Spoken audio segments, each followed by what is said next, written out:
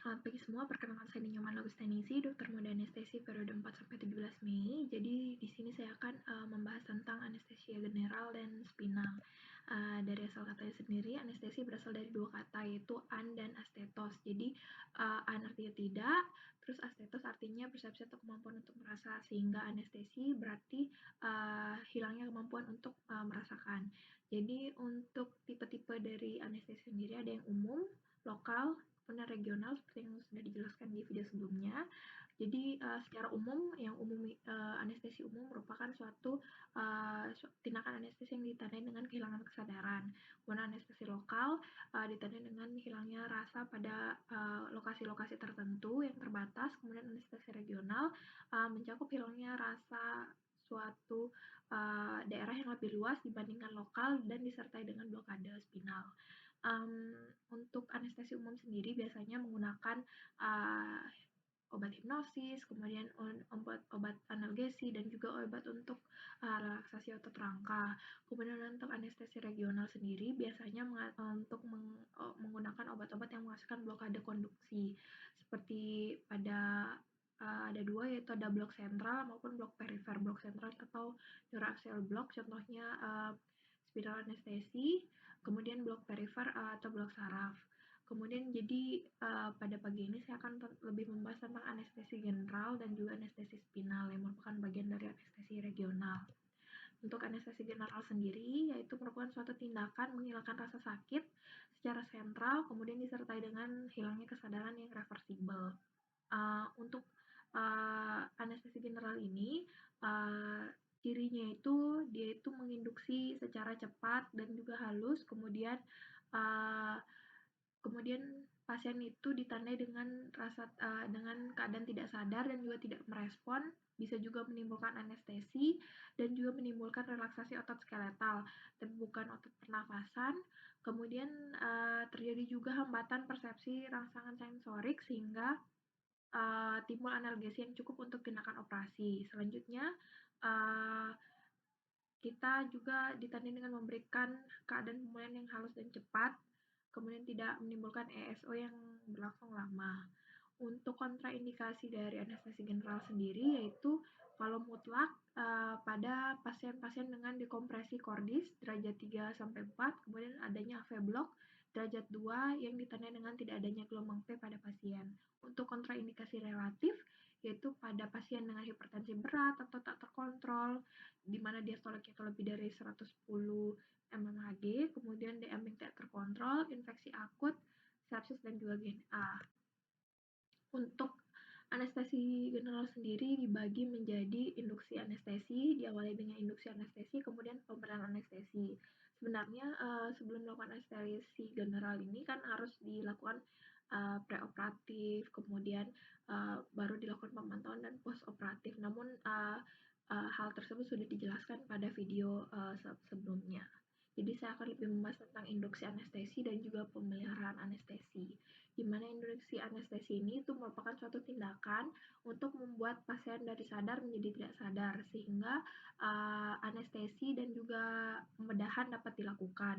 Di mana induksi anestesi ini dapat dilakukan secara intravena, kemudian secara inhalasi, kemudian intramuskular, dan juga perektal. Untuk persiapan persiapan untuk anestesi secara umum itu di mana kita ada mnemonik yang namanya statics, ada scopes, tubes, airway, tape, introducer, connector, dan suction. Di mana scopes itu kita harus menyediakan stetoskop untuk mendengarkan suara paru dan jantung, serta laryngoskop yang kita siapkan sesuai dengan kondisi dan umur pasien. Untuk nantinya kita lakukan intubasi. Untuk selanjutnya kita sediakan tubes atau pipa yang sesuai dengan usia pasien. Selanjutnya airway, disediakan orotracheal airway, nasotracheal airway, kemudian tape, plaster untuk memfiksasi pipa tersebut agar tidak terdorong ataupun tercabut. Kemudian introducer, yaitu ada mandrin atau stilet untuk memandu pipa trakea tersebut supaya bisa dimasukkan. Konektor yaitu menyambungkan antara pipa dan peralatan anestesi. Dan apabila terdapat lendir dan ludah pada pasien untuk dilakukan suction selanjutnya. Nah, yang pertama adalah induksi intravena, yaitu biasanya dilakukan pada pasien yang kooperatif. Kemudian biasanya induksi intravena ini paling banyak dikerjakan, terlebih lagi bila pasiennya sudah dipasangkan akses intravena. Untuk obat-obatnya ini berupa bolus disuntikan dalam kecepatan 30-60 detik dan juga perlu diingat untuk dilakukan pemantauan pernafasan pada pasien, kemudian nadi, tekanan darah, dan disertai dengan pemberian oksigen. Untuk yang kedua adalah induksi inhalasi. Biasanya dikerjakan pada bayi atau anak-anak ataupun orang dewasa yang takut dengan jarum suntik. Biasanya pada bayi atau anak-anak ini memang biasanya belum terpasang jalur intravena, maka dilakukan induksi secara inhalasi. Untuk selanjutnya adalah induksi intramuskular. Agen yang digunakan yaitu adalah ketamin, biasanya dengan dosis 5-7 mg per kilogram berat badan, dan diulang lagi setelah 3-5 menit pasien tidur dengan penyuntikan seperti pada gambar. Selanjutnya induksi perektal, yaitu biasanya dilakukan pada anak atau bayi, yaitu menggunakan agen tiopental ataupun midazolam. Nah, kemudian untuk pemeliharaan atau rumatan anestesi sendiri bisa dilakukan secara intravena. Jadi kalau misalnya aksesnya induksinya intravena, kemudian pemeliharaan juga intravena, berarti dinamakan anestesi intravena total. Kemudian bisa juga inhalasi ataupun campuran dari intravena dan inhalasi. Dari obat-obat anestesi inhalasi sendiri ada yang namanya dinitrogen monoksida, namun sekarang sudah mulai ditinggalkan, yaitu merupakan gas yang tidak berwarna, kemudian berbau manis, tidak iritatif, tidak berasa dan lebih berat dari udara. Jadi penggunaan ini harus dikombinasikan dengan NaO2, yaitu kombinasi dinitrogen monoksida dibandingkan dengan O2. Kemudian bila selanjutnya ini adalah dosis untuk mendapatkan efek analgesi. Jadi kalau misalnya untuk perbandingan N2O dan O2 itu 20/80, kalau untuk induksi 80/20. Kalau untuk pemeliharaan 70/30. Untuk selanjutnya adalah halotan, yaitu cairan tidak berbau, kemudian dia itu berbaunya enak, tidak iritatif, mudah menguap, dan juga tidak mudah terbakar ataupun meledak. Keuntungan penggunaan halotan ini adalah induksinya cepat dan lancar, kemudian recovery-nya juga cepat, tidak mengiritasi jalan nafas, bronkodilatasi, pemulihan cepat, dan proteksi terhadap shock karena dia itu bersifat bronkodilatasi, kemudian juga jarang menyebabkan mual dan muntah, namun dia itu side effect-nya dapat menyebabkan aritmia jantung, kemudian bisa juga menyebabkan halotan indus hepatitis dan juga malignan hipertermia. Dosis induksinya itu biasanya 2-4% dan pemeliharaan itu biasanya 0,5-2%. Untuk obat anestesi inhalasi selanjutnya adalah enfluran, yaitu dia itu berbau keras atau panjen, namun dia itu tidak menyebabkan aritmia. Tapi hati-hati pada obat ini, dia itu bisa menyebabkan side effect kejang sehingga tidak kontraindikasi pada pasien epilepsi. Untuk isofluran, dia itu tidak mudah terbakar namun baunya tajam atau panjen, namun dia juga itu bisa diberikan kombinasi bersama O2 dan bersifat iritatif pada saluran nafas.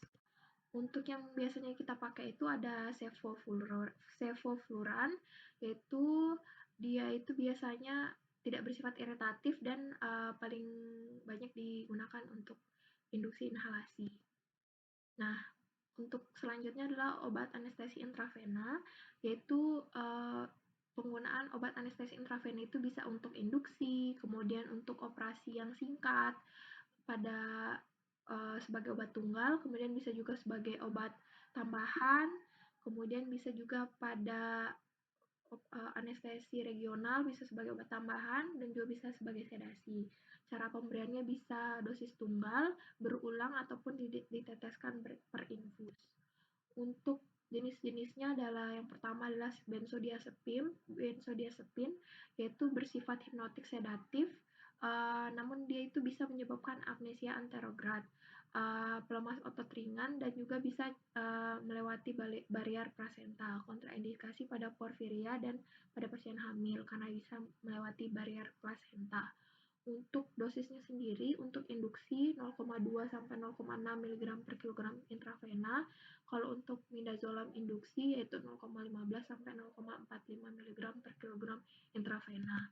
Untuk yang kedua adalah propofol, yaitu salah satu obat anestesi yang sangat banyak dipakai sekarang, yaitu karena memiliki cepat, maksudnya induksinya itu cepat dan waktu pembeliannya juga lebih cepat.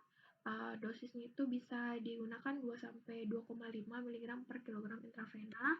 Untuk yang selanjutnya adalah ketamin, merupakan agen yang bisa digunakan intravena ataupun intramuskular, yaitu uh, maaf tapi biasanya lanjut, dia biasanya itu diberikan intravena ataupun intramuskular, di mana merupakan suatu rapid acting non-barbiturat dengan indikasi pemakaian adalah jika terdapat pengendalian jalan nafas yang sulit, prosedur diagnosis, tindakan ortopedi, ataupun pasien resiko tinggi dan asma. Dosis pemakaiannya itu bolus 1-2 mg per kilogram berat badan, kalau intramuskular 3-10 mg per kilogram berat badan. Untuk selanjutnya gen tiopental atau tiopentan sodium, yaitu dia itu wujudnya bubuk kuning, kemudian dilarutkan dalam air sehingga terdapat larutan 2,5% ataupun 5%. Indikasinya itu untuk induksi anestesi umum, operasi singkat, sedasi anestesi, atau untuk mengatasi kejang juga. Keuntungannya itu bisa induksinya mudah, cepat, dan juga tidak ada iritasi mukosa ataupun jalan nafas. Untuk dosis biasanya digunakan 5 mg per kilogram berat badan intravena. Selanjutnya kita akan membahas tentang anestesi spinal, yaitu merupakan suatu anestesi regional, salah satu anestesi regional yang menghasilkan blokade induksi, yaitu blokade dari kanal natrium secara sementara sehingga transmisi ditunda sepanjang saraf sentral ataupun perifer. Ada blok sentral ataupun blok perifer. Blok sentral itu contohnya neuroaxial block. Ini adalah merupakan suatu indikasi dari anestesi spinal, yaitu pada bedah ekstremitas bawah, bedah panggul, tindakan sekitar rektum, bedah obstetri atau ginekologi, bedah urologi ataupun abdomen bawah. Nah, ini adalah kontraindikasinya, di mana kalau misalnya absolut jika pasien menolak, kemudian ada infeksi pada tempat suntikan, ada hipovolema berat atau shock, kemudian ada koagulopati ataupun mendapat terapi antikoagulan, TIK yang meningkat, kemudian fasilitasi resusitasi minim, dan juga kurang pengalaman, maka kontraindikasi absolut terhadap anestesi spinal. Kemudian kontraindikasi relatifnya itu jika terjadi infeksi sistemik, jika kemudian infeksi sekitar tempat suntikan, hipovolema ringan, kelainan neurologis dan psikis, bedah yang lama, kemudian ada penyakit jantung ataupun nyeri punggung kronis. Nah, ini teknik anestesi dari spinalnya, di mana pasien dibaringkan biasanya dalam posisi dekubitus lateral dan membungkuk agar proses spinosisnya mudah teraba. Kadang juga dilakukan dalam posisi duduk, namun lebih sering pada lateral dekubitus. Kemudian kita lakukan inspeksi, kemudian kita meraba, kita lihat, kemudian kita lihat di sini adakah krista iliaka kanan dan kiri yang memotong garis tengah punggung setinggi L4 dan L5. Di sini kita bisa melakukan teknik aspirasi anestesi spinal ini antara L2, L3, L3, L4, L4, L5 ataupun L5S1. Di sini yaitu tujuannya adalah melakukan tindakan anestesi di bawah dari L1 karena di bawah dari L1 ini sudah merupakan ujung dari konus medularis sehingga sistem saraf pusat kita tidak terkena kalau misalnya kita melakukan fungsi di daerah bawah L1. Untuk selanjutnya itu mensterilkan tempat tusukan dengan betadine dan alkohol untuk meminimalisir komplikasi, yaitu bisa menyebabkan infeksi, maka harus disterilkan terlebih dahulu. Kemudian memakai sarung tangan steril, kemudian lakukan fungsi lumbal dan menyuntikkan jarum nomor 22. Biasanya kita gunakan itu jarum yang jenis Pinky, itu yang ujungnya tajam, karena untuk memudahkan aspirasi dan injeksi. Kemudian kita arahkan jarum searah 10 sampai 30 derajat. Kemudian akan menembus kulit, subkutis, ligamentum supraspinosum, ligamentum intraspinosum, ligamentum flavum, durameter, dan ruang subarachnoid. Kemudian akan kalau misalnya sudah berhasil, maka kita seperti akan menembus kertas dan pada saat diaspirasi akan keluar cairan cerebrospinal.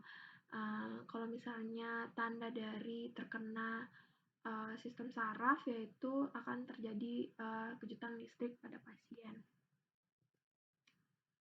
Nah, ini adalah setelah stilet dicabut, cairan cerebrospinal akan menetes keluar, kemudian kita suntikan obat analgesik pelan-pelan. Seperti ini kurang lebih gambarnya. Nah, komplikasi dari anestesi spinal apa saja? Yaitu bisa dari komplikasi tindakan maupun pasca tindakan. Kalau komplikasi tindakan bisa terjadi potensi berat pada pasien bradikardi, kemudian hipoventilasi, trauma pembuluh darah, mual muntah, serta gangguan seperti gangguan pendengaran seperti tinnitus, kemudian blok spinal tinggi ataupun total bila kita salah dalam posisi melakukan anestesi spinal tersebut. Kemudian untuk komplikasi pasca tindakan bisa nyeri pada tempat suntikan, nyeri punggung. Kemudian kalau misalnya terjadi kebocoran likor dapat terjadi nyeri kepala, retensi urin, dan bisa juga karena meningitis bila tindakannya tidak septik aseptik sebelumnya. Untuk obat-obat yang digunakan anestesi regional adalah obat-obatan golongan ester ataupun amida. Di sini memiliki perbedaan masing-masing, di mana kalau ester itu dihidrolisis di plasma, sedangkan amida dihidrolisis di hepar. Kemudian hidrolisisnya lebih cepat pada ester dengan durasi singkat, tetapi menimbulkan side effect berupa alergi yang lebih banyak. Sedangkan amida itu hidrolisisnya lebih lambat, durasinya lebih lama, namun alerginya itu kurang dilaporkan untuk penggunaan obat-obatan golongan amida. Ini adalah contoh obat-obat ester dan amida yang akan dibahas sebentar. Ester ada kloroprokain, prokain, kokain, ataupun tetrakain. Ini dosisnya, durasinya. Dan amida ada lidokain, contohnya ada bupivacain dan ropivacain yang sering digunakan sekarang.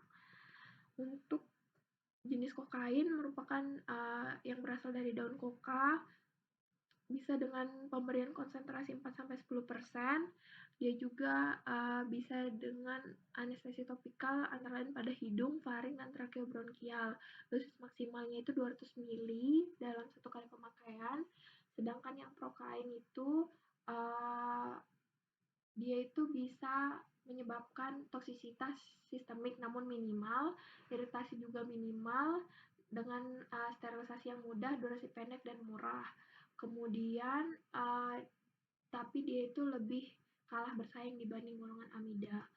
Untuk tetrakain itu salah satunya adalah golongan ester, yaitu kekuatan lebih tinggi, daya kerja lebih lama, tapi toksisitas sistemik lebih besar dengan dosis injeksi yaitu dalam larutan 0,1% untuk 1 kali pemakaian, dosis maksimal adalah 100 ml.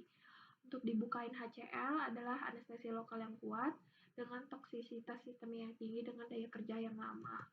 Untuk lidokain sendiri adalah golongan amida dengan onset cepat, iritasi lokalnya tidak ada, hampir tidak ada, kemudian sebagian di metabolisme di hepar dan sebagian disekresi melalui urin dalam bentuk yang tidak berubah.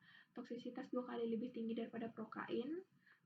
Konsentrasi injeksinya itu 0,5-2% dan untuk topikal 4%. Dia itu reaksi alerginya minim, kemudian dosis maksimal itu 3 mg per kilogram berat badan tanpa adrenalin. Kalau dengan adrenalin yaitu 7 mg per kilogram berat badan.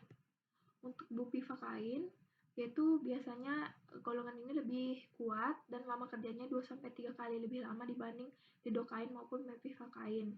Dengan konsentrasi yang digunakan adalah 0,25-0,75%. Dosis maksimalnya itu 200-500 ml dia itu biasanya pada operasi-operasi abdominal dibutuhkan konsentrasi 0,75%. Namun dia itu onsetnya lebih lambat dibanding lidokain. Yang selanjutnya adalah etidokain, yaitu struktur kurang lebih seperti lidokain dengan potensi lebih besar dan masa kerja lebih lama. Untuk toksisitas obat anestesi regional ini kan tadi sudah ada gejala sistemik, bisa mengenai sistem saraf ataupun kardiovaskuler. Kemudian gejala sistemik yang mengenai sistem saraf itu bisa menyebabkan eksitasi ataupun depresi. Kemudian untuk mengenai kardiovaskuler itu bisa menyebabkan hipertensi, bradikardi. Untuk selanjutnya gejala lokal itu bisa menyebabkan gangguan otot ataupun gangguan saraf dan lain-lain itu bisa menyebabkan reaksi alergi, kemudian bisa menyebabkan methemoglobinemia.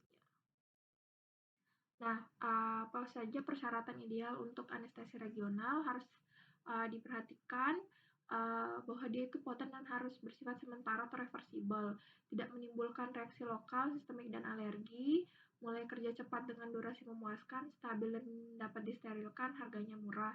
Jadi untuk sekarang ini digunakan uh, bupivacain dan ropivacain. Untuk keuntungan anestesi regional sendiri yaitu di mana pasiennya tetap sadar sehingga bahaya respirasinya itu minim, kemudian jalan nafas terjaga dengan alat yang minimal. Kemudian gangguan kardiovaskularnya minim juga, relaksasi otot baik dan sehingga perawatan pos operasinya itu lebih tidak banyak atau lebih minimal. Kemudian kalau untuk kekurangannya sendiri, pasien dapat merasa cemas, kemudian operasinya bisa saja lebih panjang, tetapi obatnya sudah habis, jadi diperlukan peningkatan lagi. Kemudian waktunya bisa lebih lama dan bisa menyebabkan intoksikasi juga, seperti yang sudah dijelaskan tadi. Terima kasih.